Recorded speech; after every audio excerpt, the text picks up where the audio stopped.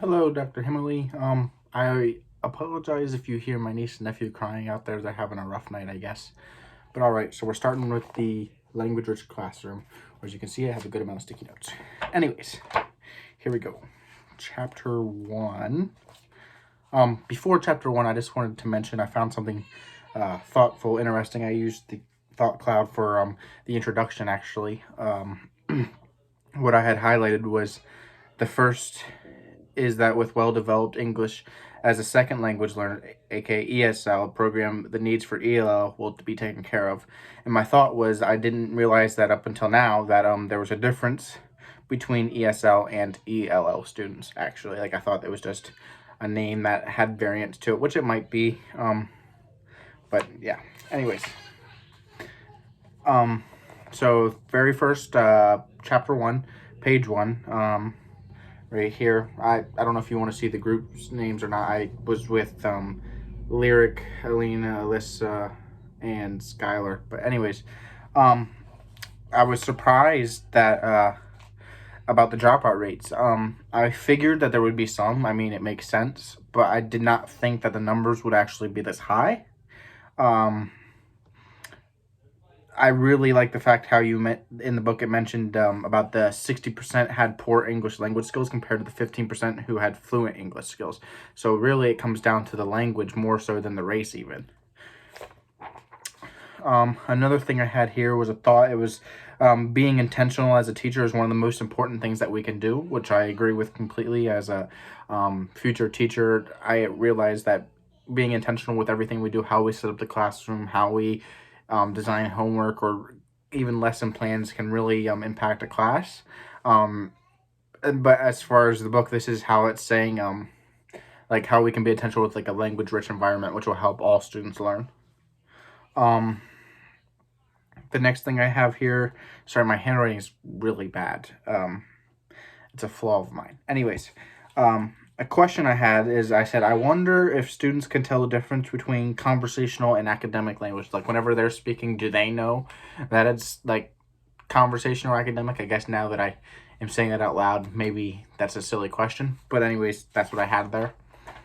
The next one, I also had another question. I said, how can ELL students feel comfortable in a class that only acknowledges English or speaks English? And that, I mean, it makes a lot of sense. Like if I was thrown into another country that did not speak English and they only spoke Spanish or German or whatever, I would feel very uncomfortable and out of place. So I think it'd be nice if at least on the word walls we encourage like both Spanish and English, depending on the students. I mean, teachers could probably make up their classrooms depending on their student roster.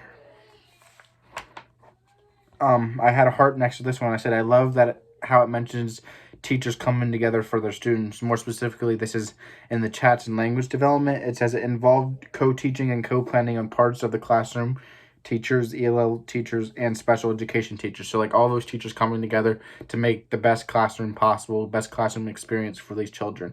And I really like that. Like I really hope in my future I can collaborate with many other teachers and not just do it all alone. Because I feel like the best way we can learn is by reaching out to other teachers and to other people within our field.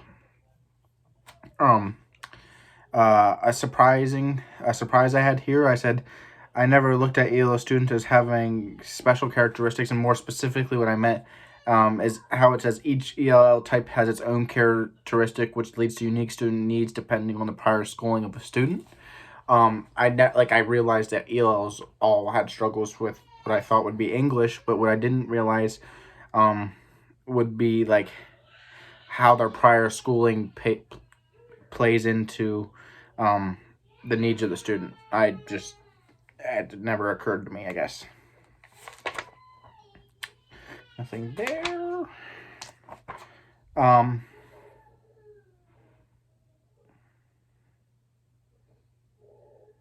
Another thing I have highlighted here, it says compounded. That's my niece. She's very upset. Sorry. Anyways, I have compounded annually, the loss of 20 to 40% of yearly academic growth over time can lead to overwhelming academic frustration for students. I did not realize that they lost that much of their skill, and it is due to like their language acquisition issues. Okay. moving on to chapter 2 in my group here, just in case you need to know, is Anna Pyro, Riley H, and Alyssa S. So I have the first thing I loved is, so it gives an example on page 23 of like it, and I'll give an example here. It says, a gentle blah man, Grant brought a quiet blah to the White House, and so forth. I think we did that example in class, and I just really love how they put like the ELL's point of view into our perspective. Like that's how it would be for us if we were trying to put things together, and I just really like that.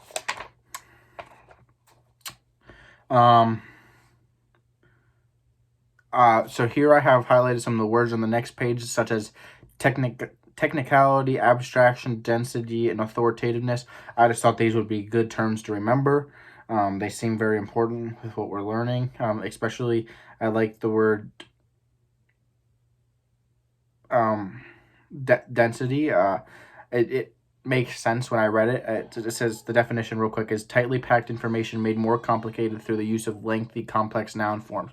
So we're making it more complicated than it needs to be. So if it's, I thought I had with it, was, is it similar to like, so if a teacher gives us directions, but instead of like making it specific, they go very general, but it's a large paragraph, like we're going to be lost. So when we go into it with ELL students, they're going to be lost.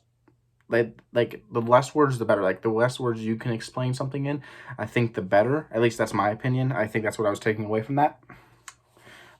So the next thing I had highlighted here, it says by frequently exposing students to authentic, meaningful experiences with these types of texts, as opposed to trying to explicitly teach all of the grammatical forms, students will encounter English. And I just had the thought that use of meaningful experiences is very important.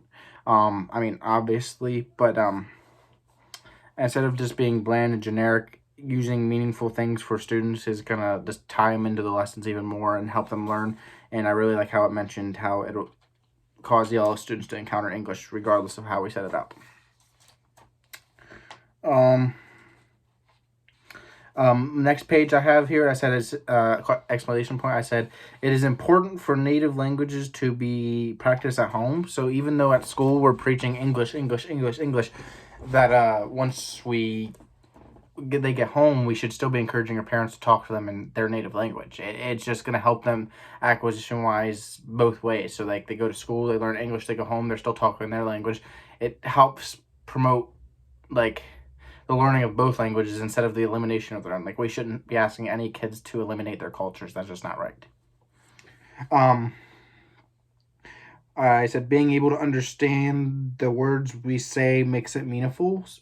So like this was on a more specifically, it says peripheral vocabulary becomes active vocabulary when a student fully understands its meaning and is able to successfully use it in his or her own speech or writing. So by that I mean I said more meaningful, being like that's one thing to be able to say like the word meaningful, like meaningful. I can say it, yay. But whenever a student finally realizes meaningful means to mean something to me, that's just all the more powerful. And I think it's really important. Okay.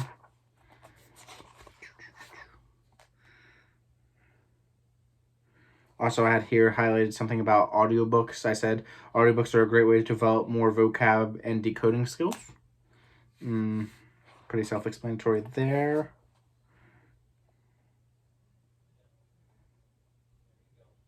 Right here, I have one that said a surprise. I previously thought for ELL students to do better academically, they would need to know English like better, like to know more proper English. But however, in this it says research does not support this idea. In fact, research overwhelmingly supports the fact that stronger academic language development in first language, the easier the transition will be into the English, which I thought was very surprising. I did not think of that. Okay. Chapter 3, I was with Norris and Mackenzie. I said EL students need to be learning all languages and subject, not just English. They need to learn them as much as the other students. This is a little off topic, but I just wanted to mention it to you. I was doing a research paper on ELL students actually, in one of my main interviews with a person in the field. She was a retired ELL student teacher. She said one of the biggest things we can teach them besides English, or like teaching to English, is reading. And I thought that was really powerful. Anyways, so I said another thing on this page I have is it's very surprising to me that teachers just stop linguistic support once students exits the ESL program. That makes no sense. It's like getting your permit to drive and then so yeah, you got it. If you got your permit, you can obviously drive. I don't think that should be the case. I think we should still be encouraging it in the classrooms. Again, I have some important terms highlighted, like comprehension strategies and metacognition. I've heard metacognition through all of my courses, so I thought it was very important to highlight this one.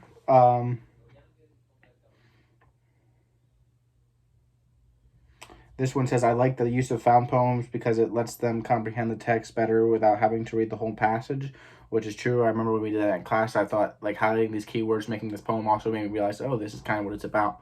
And although they might not be able to understand all the words around it, like understanding some of the words helps.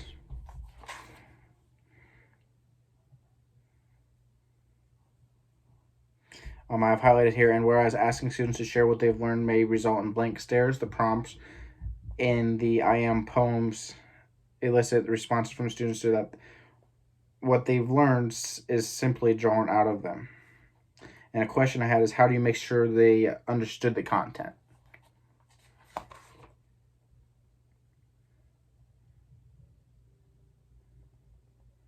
Okay, nothing there.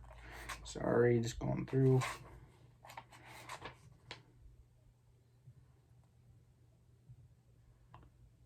Here it says, this activity engages students in wanting to know the facts, events, and personalities surrounding the event that they will be role-playing, and this is why the historical role-play is good for ELLs, and I had a thought, I was like, this seems like something that would have helped me remember history better. I mean, I was always fairly good at history, but when it came to remembering, like, specific dates, topics, I think doing something like this would have really helped me out.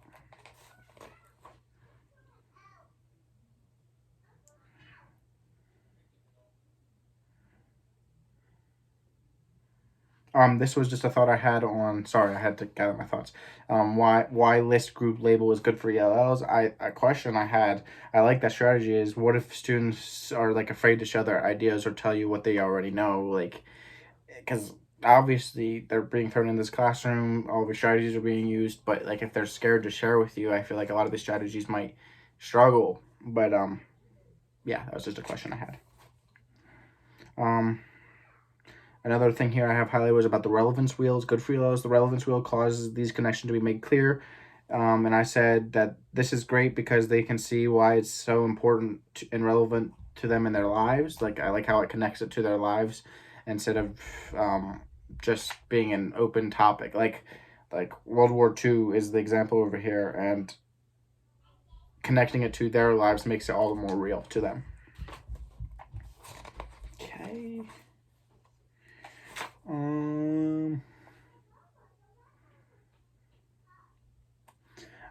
This is a thing I had highlighted. It said, this trifecta allows ELLs to review the content in multiple ways and refine and add to their understanding. I thought like students might not understand things if they learn it just one way, but so teaching it in multiple ways is very important. It makes a lot of sense because like for me, I usually learn best if I can hear it and see it. If I was just listening or if I was just looking, I don't learn as well. So teaching it multiple different ways. I mean, this is a little different than I was talking about here, but same idea.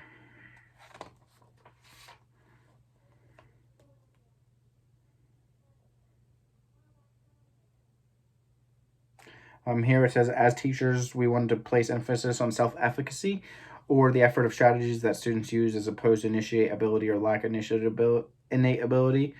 Students should just understand that they will have to work for things and they're not always going to be naturally gifted towards a certain subject, but that doesn't mean they shouldn't try. A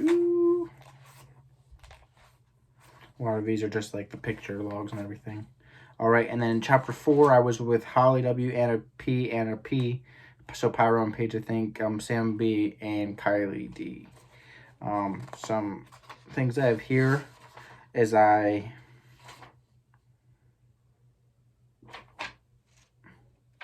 made this it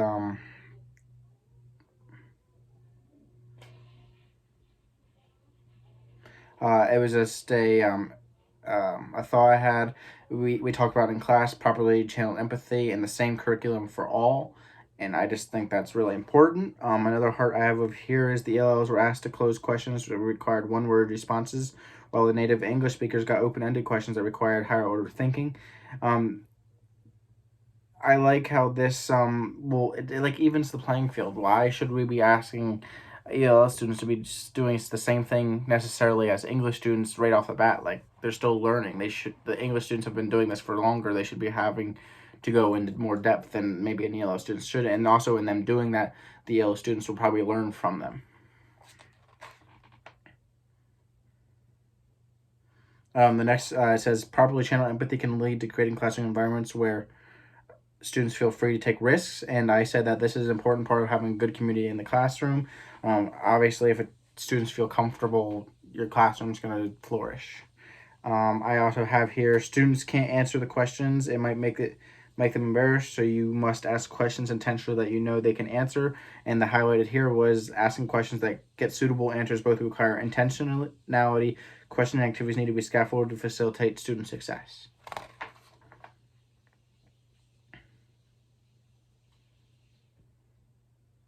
The rippling question, I hearted this one. I said, this is a great tactic because even for students who are shy, it gives them a chance for their ideas to be heard.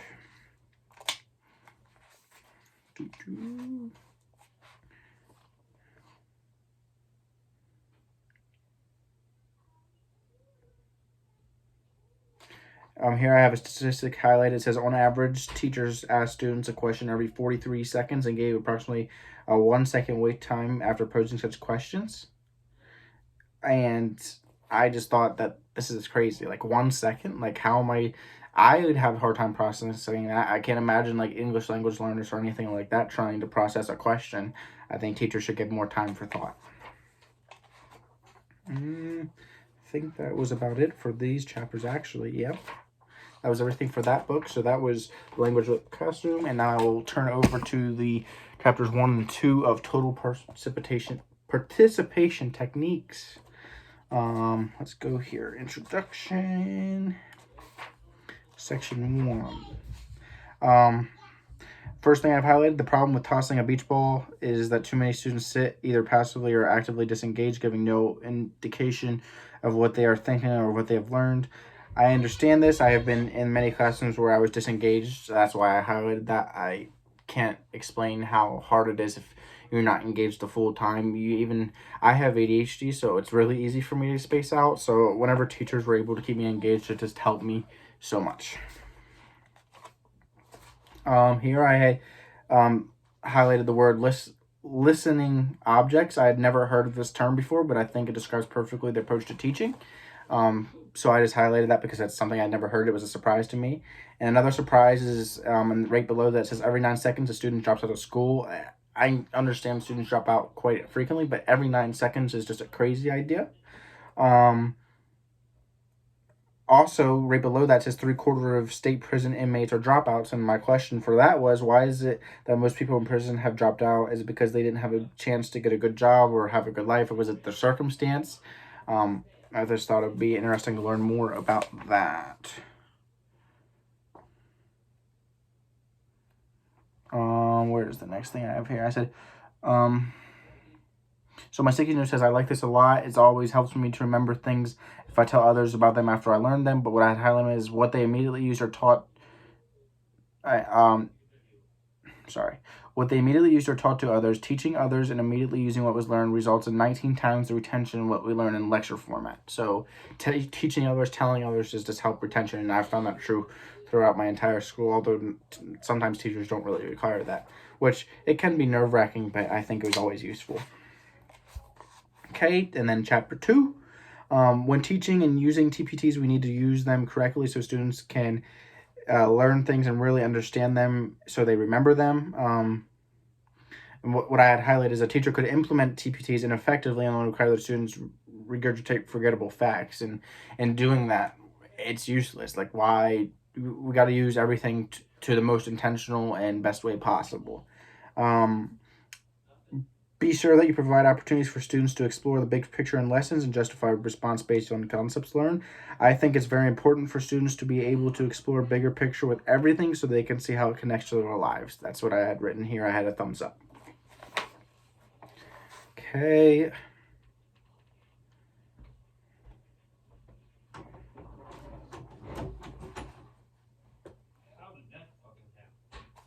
I'm in here, Joe. Sorry, my dad was trying to get in the room. Anyways. What quadrant is best to stick with mostly, or is it the best way to switch through all of them throughout a lesson day? I had that question listed for it is important with structured art teaching so that every lesson includes several opportunities for all students to demonstrate active participation in cognitive engagement while we're teaching. The ripple was right below here. I have a thought. It said, this gives a chance for certain students to have their voice heard if they get nervous to talk in front of the whole class. Surprisingly, the researchers have found that attention lapse occurs several times within a 10 to 15 minute span for brief periods of time, 1 minute or less.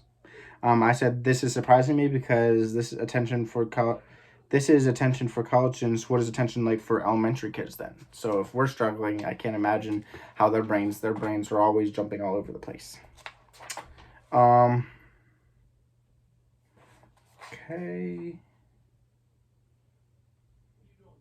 Higher order thinking thrives on interaction. I had that highlighted and I said I thought was group work is so important because people need to bounce ideas off each other and help each other to see from other points of view. So interacting amongst each other in groups always is going to help thoughts come through, thoughts be revised and narrowed down to the best possible situation. And I think that ends it. That was chapters 1 and 2 and 1, 2, 3, and 4 on both my books. Thank you for listening. Sorry about some of the interruptions. Hope you're doing well. Thank you.